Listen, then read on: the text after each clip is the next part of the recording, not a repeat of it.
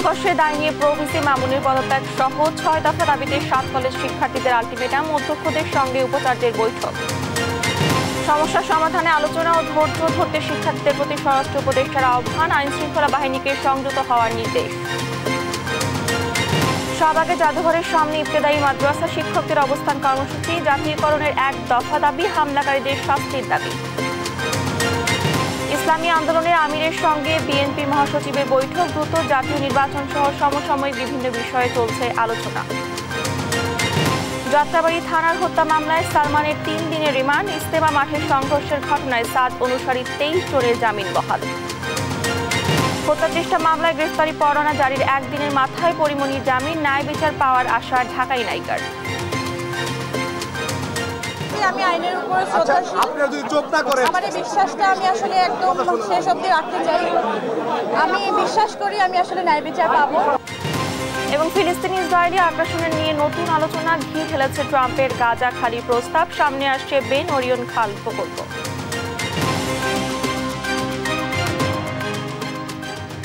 আমন্ত্রণ সংবাদ দুপুরে, দেখছেন শিরোনামগুলো, সঙ্গে আছে আমি ডানা ইসলাম। এবারে যাচ্ছি বিস্তারিত সংবাদে। স্বতন্ত্র বিশ্ববিদ্যালয় প্রতিষ্ঠা এবং সংঘর্ষের ঘটনায় 6 দফা বাস্তবায়নের দাবিতে 4 ঘন্টার আলটিমেটাম দিয়েছে 7 কলেজ শিক্ষার্থীদের। দাবি মানা না হলে কঠোর কর্মসূচি দেওয়ার হুঁশিয়ারি দেন তারা। বেলা 12টায় ঢাকা কলেজের কেন্দ্রীয় শহীদ মিনারের সংবাদ সম্মেলনে এই আলটিমেটাম দেন শিক্ষার্থীরা। এ সময় ঢাকা বিশ্ববিদ্যালয়ের প্রশাসনকে ক্ষমা প্রার্থনা ও প্রভিসির পদত্যাগ দাবি করেন তারা। এদিকে সমস্যা সমাধানে 7 কলেজের অধ্যক্ষের সঙ্গে বৈঠক করেছেন বিশ্ববিদ্যালয়ের উপাচার্য। আলিমুজ্জামান সাফওয়ানের রিপোর্ট, জানাচ্ছেন মাহির সজিদ। স্বতন্ত্র বিশ্ববিদ্যালয় ও ঢাবির প্রভিসির পদত্যাগের দাবিতে সোমবার সকালে সংবাদ সম্মেলন করে 7 কলেজের শিক্ষার্থীরা। এ সময় ঢাবি সিন্ডিকেট ভাঙার স্লোগান দেন তারা।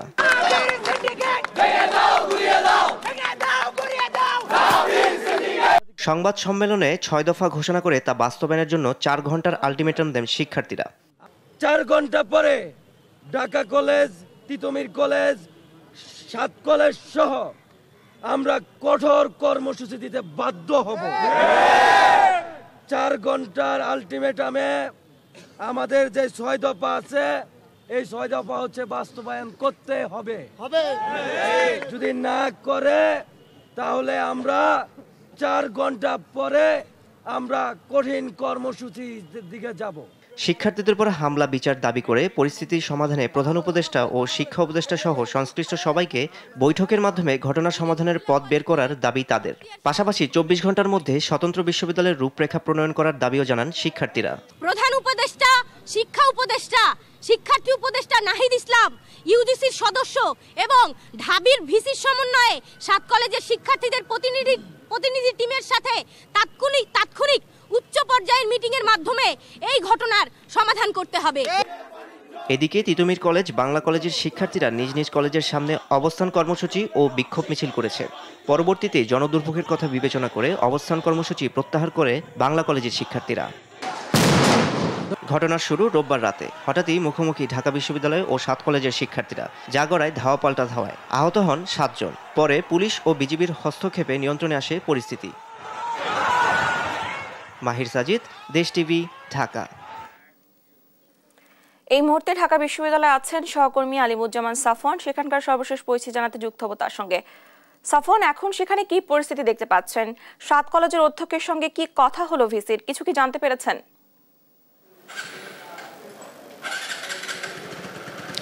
এই মুহূর্তে রয়েছে ঢাকা বিশ্ববিদ্যালয়ের যে ভিসির কার্যালয় রয়েছে সেখানে রয়েছে, এবং আজ দুপুর 12:30টার পরে ঢাকা বিশ্ববিদ্যালয়ের যে ভিসি উনার নেতৃত্বে 7 কলেজের যারা অধ্যক্ষ রয়েছেন তাদের সাথে একটি বৈঠক ভেতরে চলছে বলে আমরা জানতে পেরেছি, এবং সেখানে কিন্তু প্রো ভিসিও রয়েছেন।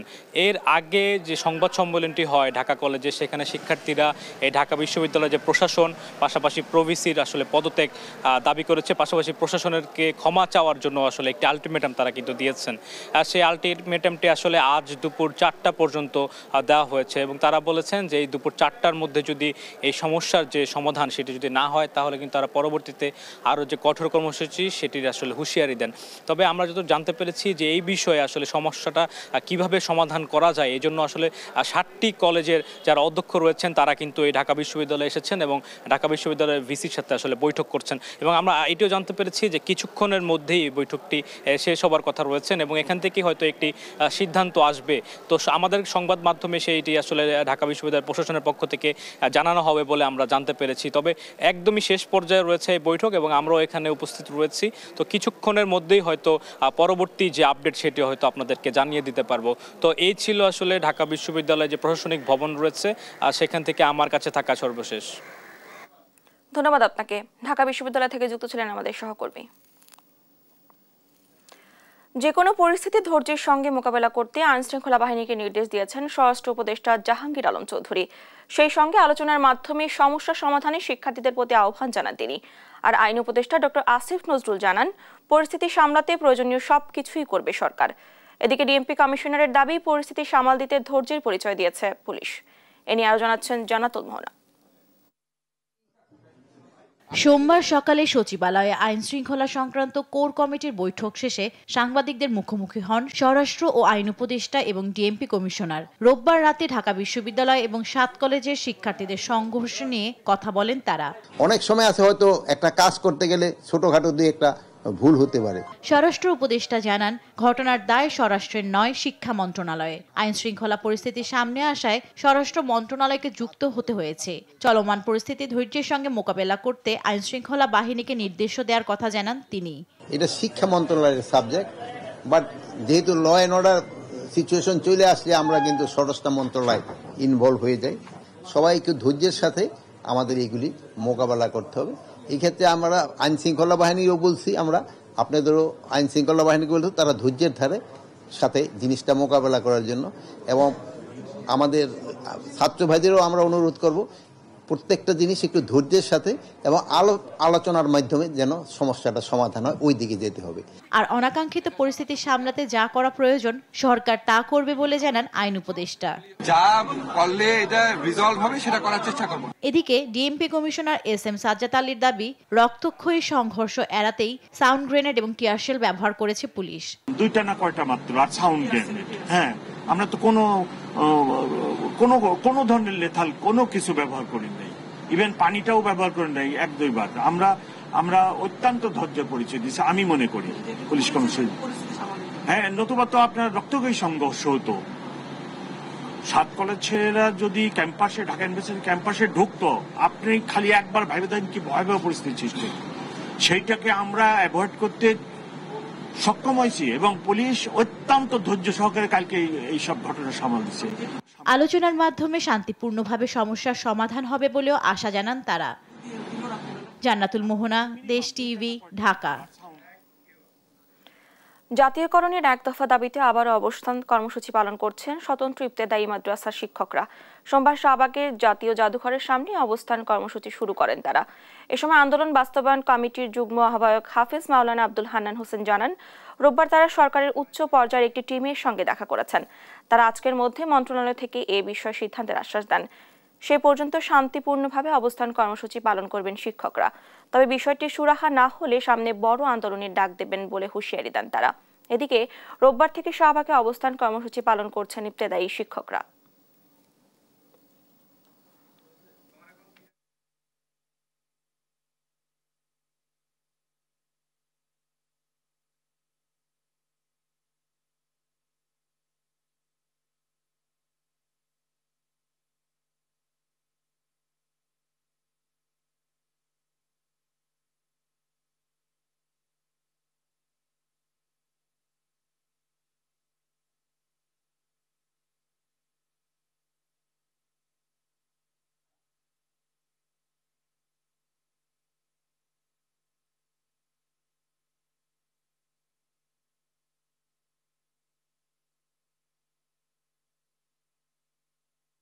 অতিরিক্ত সচিব, যুগ্ম সচিবেরা ছিলেন, তাদেরকে আমরা বলেছি যে আমাদের এই যে অবশ্যই বাস্তবায়ন করা হবে সাধ্যমতে, এটা আমরা ক্লিয়ার না হওয়া পর্যন্ত আমরা আন্দোলন ছাড়ব না। স্পষ্ট ক্লিয়ার না হওয়া পর্যন্ত আমরা আন্দোলন ছাড়তে পারি না।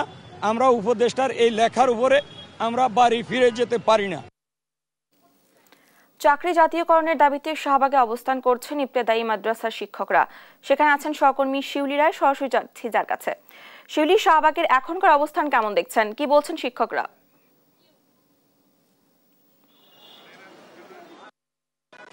জি ডানা, আপনি শাহবাগে সেই ইবতেদায়ী শিক্ষকরা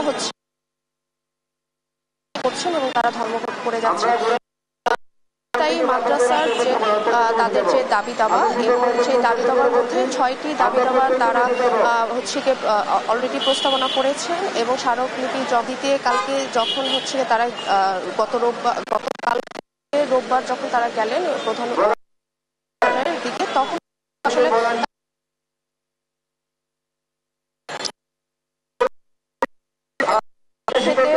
বেশ কিছু শিক্ষার্থীরা আহত হন এবং সেই শিক্ষার্থী আহত তাদের যে করা হয় সেই আহতের প্রতিবাদে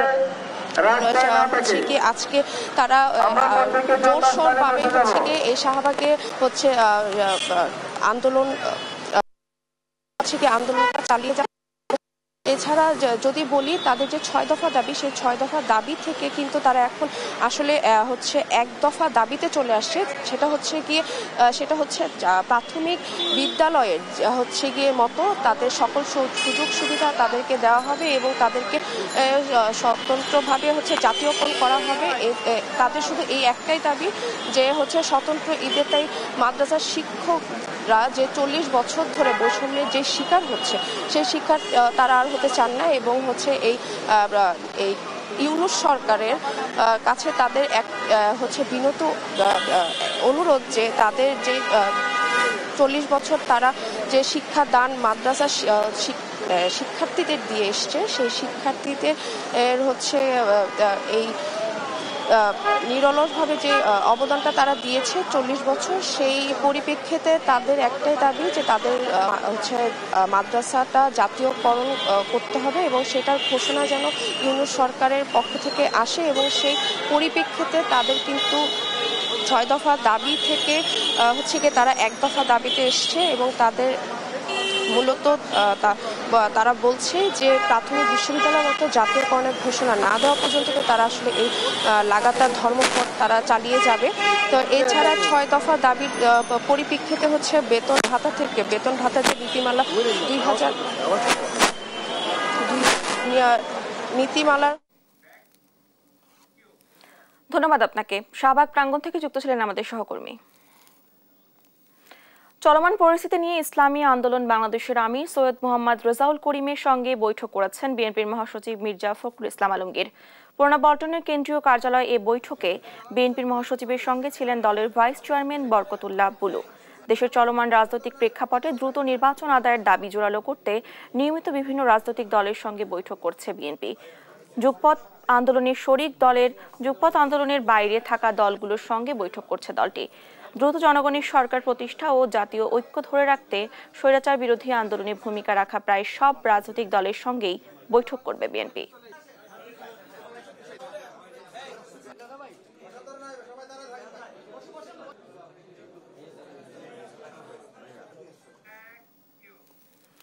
ট্রাইব্যুনালে ব্রিফ করছেন চিফ প্রসিকিউটর তাজুল ইসলাম। আমরা সরাসরি চলে যাচ্ছি সেখানে। আর এর চেয়ে বেশি বলবো না, গ্রেফতার হয়ে গেলে তা হবে। ঠিক আছে, তবে it is your turn. Thank you very much. So first of all, I just wanted to say this was my first appearance before the honourable judges at the tribunal. It was a pleasure and an honour to appear with the Chief Prosecutor for the first time. The first time, I hope, will be of many appearances that I will be making supporting the Office of the Chief Prosecutor. I'm here this week spending time with the investigators and I'm here this week spending time with the investigators and the prosecutors, continuing to review the evidence with a view to moving the cases forward. I appreciate that there is a great deal of focus and attention. Once again, as I said on my first appearance, I want you all to understand that these cases are very complex. They're going to take time. They cannot be rushed, and they need to be done properly. I'm very confident with the team that the Chief Prosecutor has assembled that will be done properly. We are also discussing over the days we are together, and I will be discussing with other members of the government the necessary changes that need to be made to the existing legal framework. I still believe the changes do need to be made. We are discussing them. I think we're in agreement with what needs to be done. We will obviously be presenting that to the various different elements of the government, and hopefully the changes will be made that will make the process fairer, smoother, and more in line with both domestic law and international standards. That's all I have to say for the moment. We will obviously update you as the cases continue, but for now I would just ask that you allow us to do our job and to do our job properly. Thank you. Toby, one question. India is silent on the returning issue of Sheikh Hasina. What can do prosecution and government now? So in line with that, both the Chief Prosecutor and I have worked closely on working through these matters with Interpol. Obviously, the various requests through Interpol have been made. The Foreign Ministry has made the request for extradition. Of course, the government cannot force India to respond positively. I've said on the previous occasion that there is every reason for us to be hopeful that she will be returned to face trial here. We can demonstrate that the trial will be fair, that she will be given every opportunity to defend herself. It's a matter for India to decide, as I said on the last occasion, whether it wants to stand on the side of impunity or whether it wants to stand on the side of the rule of law. We certainly hope it will choose the latter. Do you have any recommendation? Brief করছিলেন প্রসিকিউশনের উপদেষ্টা টবি Cadman. আমরা সরাসরি যুক্ত ছিলাম সেখানে। বৈষম্য বিরোধী আন্দোলনের রাজধানী যাত্রাবাড়ী থানার হত্যা মামলায় সাবেক প্রধানমন্ত্রী শেখ হাসিনার বেসরকারি শিল্প ও বিনিয়োগ উপদেষ্টা সালমান এফ রহমানের 3 দিনের রিমান্ড মঞ্জুর করেছেন আদালত। সোমবার ঢাকার মেট্রোপলিটন ম্যাজিস্ট্রেট মোহাম্মদ সাইফুজ্জামানের আদালত শুনানি শেষে এই আদেশ দেন। এছাড়া রাজধানীর বিভিন্ন থানার একাধিক হত্যা ও হত্যা চেষ্টা মামলায় গ্রেফতার দেখানো হয় সাবেক মন্ত্রী আনিসুল হক, হাসানুল হক ইনু, রাশেদ খান মেনন, জুনাইদ আহমেদ পলক, সালমান এফ রহমান, সাবেক আইজিপি আব্দুল্লাহ আল মামুন, নজরুল ইসলাম মজুমদার, সাংবাদিক দম্পতি শাকিল রূপা সহ 12 জনকে। জামিন শুনানি শেষে তাদের কারাগারে পাঠানোর নির্দেশ দেন আদালত।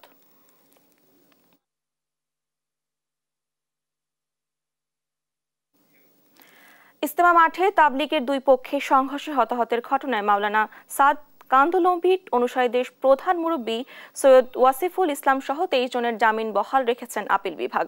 সোমবার আপিল বিভাগের জ্যেষ্ঠ বিচারপতি মোহাম্মদ আশফাকুল ইসলামের নেতৃত্বে 3 বিচারপতির বেঞ্চ এই আদেশ দেন।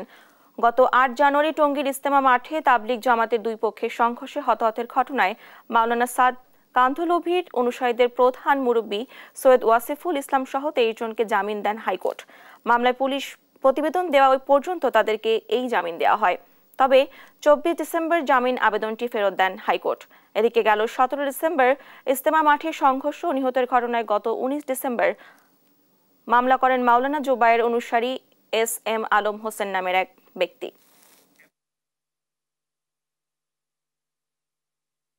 গ্রেফতারি পরোয়ানা জারির একদিনের মাথায় জামিন পেয়েছেন চিত্রনায়িকা পরিমণি। ব্যবসায়ী নাসির উদ্দিন মাহমুদ হত্যা চেষ্টা মামলায় সোমবার আদালতে আত্মসমর্পণ করে জামিন আবেদন করেন পরিমণির আইনজীবী। এর আগে রোববার পরিমণি ও তার কস্টিউম ডিজাইনার জিমের বিরুদ্ধে গ্রেফতারি পরোয়ানা জারি করে আদালত। তার ক্যারিয়ার নষ্ট করতে এমন মামলা হয়েছে বলে অভিযোগ করেন পরিমণি। আদালতে ন্যায় বিচার পাবেন বলে আশা করেন পরিমণি। এ নিয়ে জানাচ্ছেন বিস্তারিত হাসান মাহমুদ। সোমবার সকাল 10টায় চিফ জুডিশিয়াল আদালতে জামিন আবেদন জানাতে আসেন চিত্রনায়িকা পরিমণি। তাকে ঘিরে আদালতে বাড়তি নিরাপত্তা নেয় আইনশৃঙ্খলা রক্ষা বাহিনী। এরপরও বিশৃঙ্খল পরিস্থিতি তৈরি হয় আদালত চত্বরে। ভিড় ঠেলেই আদালতে ওঠেন পরিমণি ও তার কস্টিউম ডিজাইনার জুনায়েদ বগদাদি। 2022 সালে সাভারের বোট ক্লাবে হত্যা চেষ্টার অভিযোগে সিজিএম কোর্টে মামলা করেন ব্যবসায়ী নাসির উদ্দিন। বোট ক্লাবে ঢুকে মোবাইল সহ বিভিন্ন ভারী বস্তু ছুড়ে মারেন বলে অভিযোগ করেন ব্যবসায়ী নাসির উদ্দিন। রোববার পরিমণি ও জিমের বিরুদ্ধে অভিযোগ গঠন করে আদালত। এ সময় উপস্থিত না থাকায় গ্রেপ্তারি পরোয়ানা জারি করে। সোমবার শুনানি শেষে জামিন মঞ্জুর করে সিনিয়র জুডিশিয়াল ম্যাজিস্ট্রেট আদালত। এ সময় পরিমণি অভিযোগ করেন, কেরিয়ার নষ্ট করতেই মামলা হয়েছে। আদালতের কাছে ন্যায় বিচার পাবেন বলেও আশা করেন তিনি। আমি আইনের উপর শ্রদ্ধাশীল, আমার এই বিশ্বাসটা আমি আসলে একদম শেষ অবধি রাখতে চাই। আমি বিশ্বাস করি আমি আসলে ন্যায় বিচার পাবো, আর আপনারা আমার সাথে থাকবেন। এই ভালোবাসা নিয়েই আসলে আমি জিততে চাই। আপনারা যেভাবে সবাই আসলে আমাকে সাহসটা জুগিয়েছেন যে আজকে জামিন নিতে আসবো এবং আমি জামিন পেয়ে যাব, আপনাদের এত ভালোবাসা নিয়ে আসলে আমি বাড়ি ফিরছি। এরকম একটা জয় নিয়েও যেন আমি বাড়ি আসলে ফাইনালি ফিরতে পারি, আপনাদের ভালোবাসার সাথে থাকতে পারি, আমার জন্য দোয়া করবেন। জামিন মঞ্জুর করলেও বিচারাধীন বিষয়ে কথা বলতে সংযত থাকতে নির্দেশ দিয়েছেন আদালত। আমরা আজ বিজ্ঞ আদালতে আত্মসমর্পণপূর্বক জামিনের প্রার্থনা করেছিলাম। বিজ্ঞ আদালত জামিনের প্রার্থনা মঞ্জুর করেছেন। মামলার প্রচারণার বিষয়ে সংযত হওয়ার জন্য বিজ্ঞ আদালত আহ্বান জানিয়েছেন, যাতে যথাযথ তথ্যটা যায় এবং আদালতের যে বিষয়গুলো একান্তই বিচারিক সেই বিষয়গুলো যাতে বাইরে না যায়, এই বিষয়ে বিজ্ঞ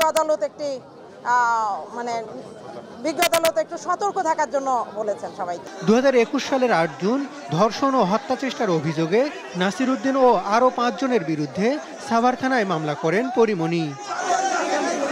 হাসান মাহমুদ, দেশ টিভি, ঢাকা।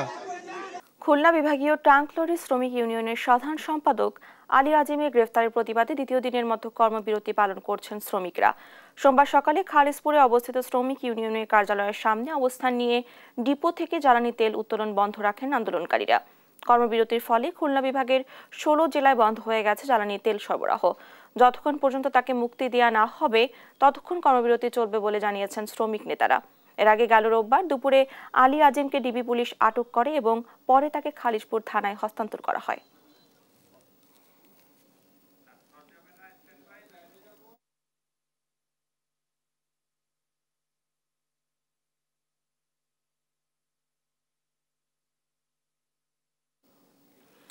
এই বিষয়ে জানাতে সরাসরি যুক্ত হচ্ছেন সহকর্মী নূর ইসলাম রকি।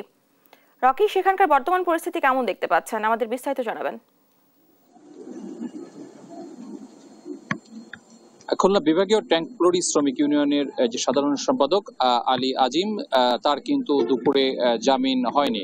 আদালত তাকে কারাগারে প্রেরণ করেছে, যার ফলশ্রুতিতে শ্রমিক ইউনিয়ন নেতৃবৃন্দ কিন্তু তাদের যে পূর্ব নির্ধারিত বা বহাল যে কর্মবিরতি সেটা কিন্তু অব্যাহত রেখেছে। এবং এখনো কিন্তু খুলনার যে পদ্মা, মেঘনা, যমুনা যে 3টি ডিপো আছে, এই 3টি ডিপো থেকে কোনো ধরনের কোনো তেল কিন্তু উত্তোলন করা হয়নি, যার ফলে কিন্তু খুলনা বিভাগের 10 জেলা সহ বা বৃহত্তর খুলনার প্রায় 16টি জেলায় কিন্তু তেল সরবরাহ বন্ধ আছে। এবং এতে কিন্তু বিপাকে পড়েছে কৃষক থেকে শুরু করে পেট্রোল পাম্পের মালিকরা।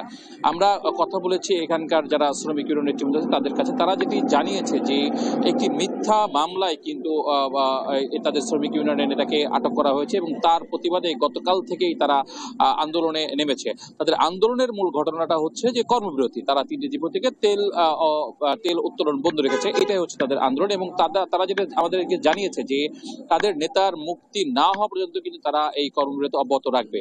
আজকে সকালে কিন্তু সেক্রেটারি আলী আজিমকে আদালতে ওঠানো হয়েছিল, কিন্তু আদালত তাকে জামিন নামঞ্জুর করে কারাগারে পাঠিয়েছে। তারপর এখানে যারা শ্রমিক আছে তারা যে সিদ্ধান্ত নিয়েছে যে তাদের যে কর্মবিরতি অব্যাহত থাকবে। আমরা একটু বলে রাখতে চাই যে গতকাল কিন্তু এই খুলনার যে কাশীপুরস্থ যে এলাকায়, এই এলাকায় কিন্তু রাস্তায় ট্যাঙ্কগুলো অবরোধ করা ছিল, পরবর্তীতে আইন শৃঙ্খলা বাহিনীর সহযোগিতা কিন্তু সেটা অপসারণ করা হয়েছে। তো খুলনায় এটা ছিল আমার কাছে সর্বশেষ সংবাদ। ধন্যবাদ আপনাকে।